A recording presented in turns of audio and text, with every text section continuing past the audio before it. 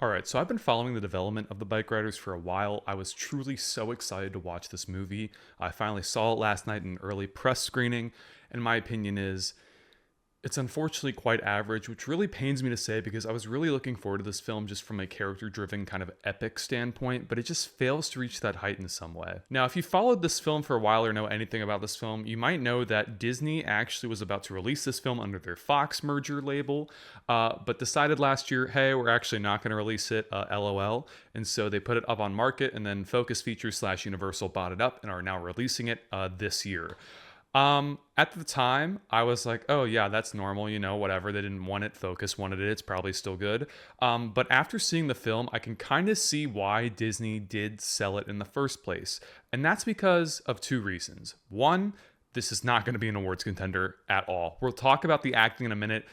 Just know it's not going to win any awards. It's not going to be nominated. It's not going to win. It's just nothing like that. And the second part about it is that it's extremely forgettable, which is the two criteria that have not exactly been Disney's forte post Fox merger. The titles they release every year under like Searchlight 20th Century Studios are really exciting, really memorable. Take last award season, for instance. We had Poor Things, other films like that. It's something that you remember after the credits roll. And this is incredibly average, incredibly forgetful, and really saddening. It really sucks that this film is this bad. It's not bad by any means. It's just not at all what I was expecting and is incredibly disappointing. It tries its hardest to be memorable with what it's got, and what it has is really, really limited interactions between characters, really limited stakes, and not enough exciting action to even move the plot forward. It's like the first 45 minutes of this film are incredible setup, and the film just doesn't know what to do after that. There's no exciting story to tell here. It's like, why was this not just like, a short film or something like that? It doesn't need to be 2 hours long.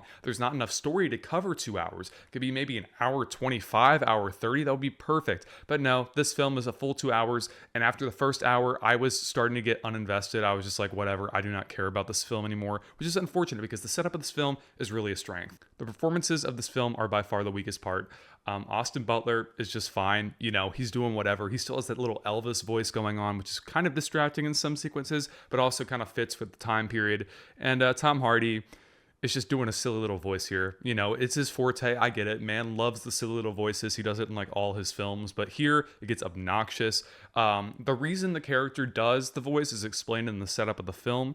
I think it's a detail they could have left out. Like, I know it's in the book probably that the film is based on, but I know sometimes filmmakers leave out details from the books that won't translate well to screen, and I think that's a decision of that character that does not translate to screen, because in the book, whatever, it's fine, it's a funny little detail, but when you do it in the film, it's really distracting, really obnoxious, and really gets old after a while. Jodie Comer, by far, best performance of this thing, by far. Like, it's not even close. She's very vulnerable, commanding. I mean, like, every scene with her in it commands your attention. Even if you're just, like, zoning off the rest of the film, if you see a scene with her, heat's about to cook, and it does, because every single interaction, every single character beat is so well developed. Her character, by far, is the one that feels the most fleshed out in terms of, characterization, complex motive, all of that, really encapsulated by her performance here. Filmmaking itself is also really impressive. Like, Jeff Nichols knows how to direct a film, and it's on display here. Like, the direction, the editing are great. The cinematography is so gorgeous, and it works well with the soundtrack to kind of like capture this kind of picturesque setting of this era.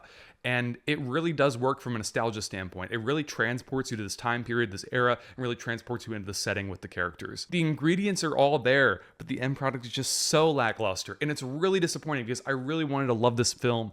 So many talented people involved, so many exciting trailers released.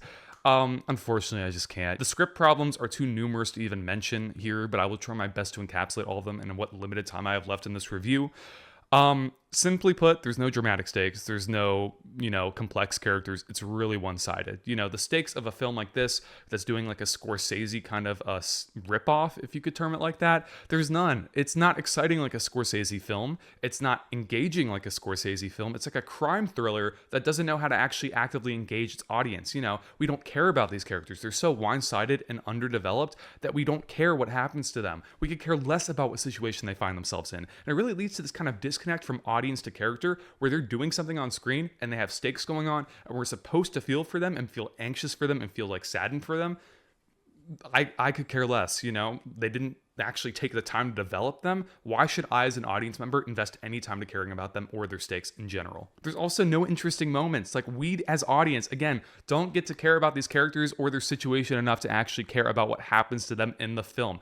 Also, the action here lulls after the first 45 minutes. It's literally bike riding scenes intercut with some weak character drama that just doesn't blend well together. It's jarring, it's out of place, it just doesn't work. Overall, it's a fine film. It does a decent job of telling this kind of story about motorcycle riders in this time period, and it's decent. It's average.